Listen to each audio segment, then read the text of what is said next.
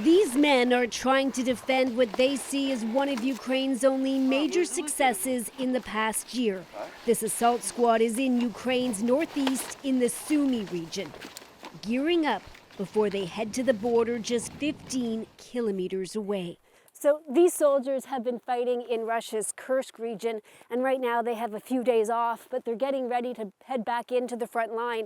So they've invited us out with them as they test their weapons. They're checking their ammunition and running through a few drills. It's quite important that everyone knows what's going on. Chappie is a foreign fighter who's been in Ukraine since 2022 and says he and others are in desperate need of a break. I honestly don't think we're going to be able to hold it for much longer. Morale's down, the boys are tired. To see your friends dying around you the whole time, and it's the whole time, it kind of gets to you.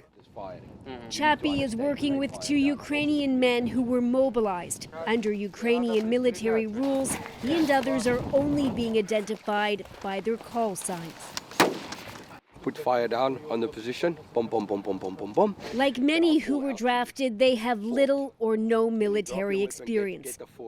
Take 26-year-old Google. He was a sales manager but was mobilized 9 months ago. It's really hard. We're all tired. We wanna peace. I wanna back to civilian life, of course. But they're headed back here to Russia's Kursk region, where they've been ordered to defend territory Ukraine seized in a surprise attack in August.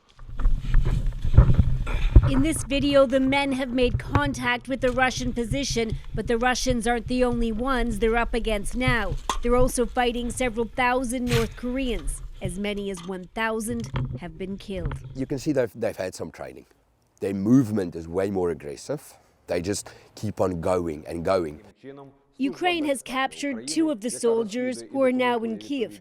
But these troops tell CBC News that the North Koreans they've encountered refuse to become prisoners of war. The North Korean guys don't came to Ukrainian prison. He kills himself with a grenade or something like this.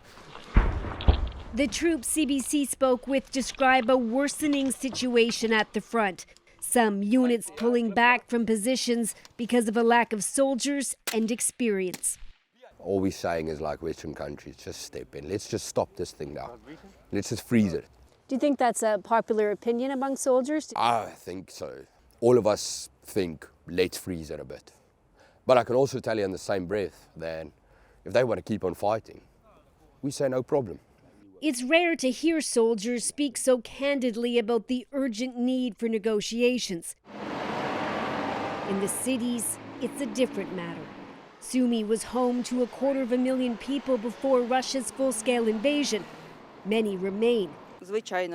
We need negotiations because it's hard to live with war, said this woman. We're tired of not sleeping at night and running to work in the morning, said another. If the siren weren't enough, destroyed buildings are a reminder of the constant threat. Last night, more than 14 drones targeted the region. 1 damaged this house. Back outside of the city, Google believes this fight should now rest with the politicians. I want to hear from politics, hear from my president, hear from Trump maybe, or maybe another country can go with his soldiers and patrol all our border. But Jari, another recent conscript, believes the only way there can really be peace is if Russia gives back the 20% of Ukrainian territory it occupies.